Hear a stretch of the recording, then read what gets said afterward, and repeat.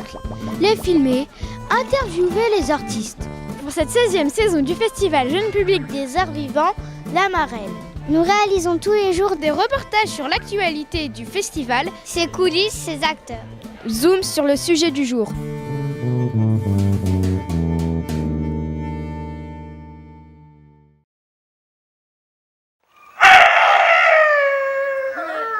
Bonjour, pouvez-vous vous présenter s'il vous plaît ?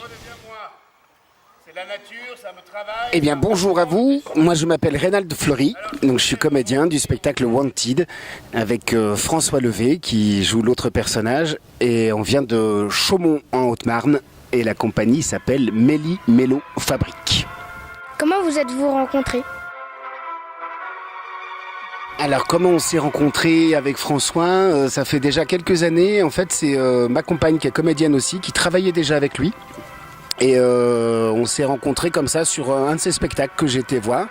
Et on a discuté, et on s'est aperçu qu'on avait plein de choses en commun sur le spectacle qu'on avait envie de partager.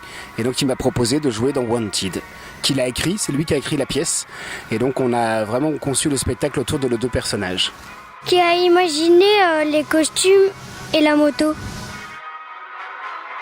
Alors les costumes, c'est essentiellement François et puis Françoise, l'administratrice de la compagnie. Et la moto, ça a été le démarrage du spectacle en fait. François, il est motard, il aime bien les motos. Et un jour, il a vu cette moto-là, ce Saïd, qui est c'est une moto qui vient de la Deuxième Guerre mondiale. C'était les motos des Allemands pendant la Deuxième Guerre. Les Chinois, ils ont récupéré plein de pièces de ces motos-là pour refaire des motos. Donc en fait, c'est devenu une moto chinoise. Mais au départ, c'était une moto allemande. Et quand il a vu ce sidecar-là, il a dit tiens, c'est un objet qui vient un peu d'un autre monde aujourd'hui, ça ressemble plus à rien, on n'est plus habitué à voir ça. Et ça pourrait bien être un véhicule du monde des contes. Voilà. Et puis les costumes, le chasseur, c'est pour ça qu'il a une peau de bête, des vêtements en cuir, tout ça, on sent bien il y a de la bête sur lui. Et puis le loup, on a décidé de le mettre en costume cravate parce que on connaît plein des loups qui travaillent dans les banques, dans les assurances, à la bourse, tout ça. C'est d'autres formes de loups. Il y a un film qui est sorti il n'y a pas longtemps qui s'appelle Le Loup de Wall Street. Donc voilà, chacun peut imaginer le loup qu'il veut.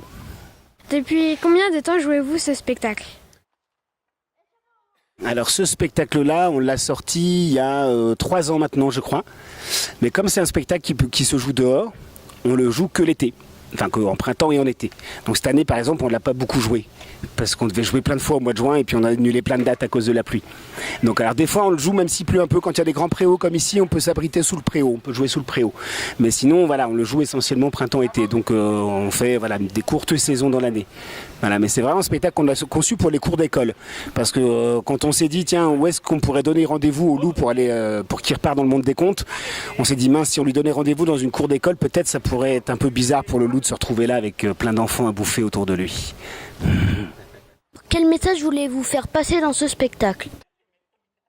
Quel message ? Alors moi, on cherche pas trop à faire passer des messages. Par contre, il y a une question qui est posée sans arrêt dans le spectacle, c'est les bons, les méchants.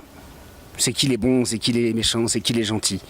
Et on se dit, a priori, c'est ce que vous répondez à un moment donné quand le chasseur vous demande, vous dites spontanément, c'est nous les gentils. Et puis on s'aperçoit que le chasseur, a priori, ça pourrait être le gentil, c'est celui qui défend, tout ça. Et puis on s'aperçoit quand même qu'a priori, il n'est pas toujours si gentil que ça. Et puis que le loup, qui serait soi-disant le méchant, peut-être que des fois, c'est pas tout à fait lui, nous, tout le temps le méchant. En fait, on est tous un peu loups, tous un peu chasseurs. Quoi y a-t-il écrit C sur la moto ?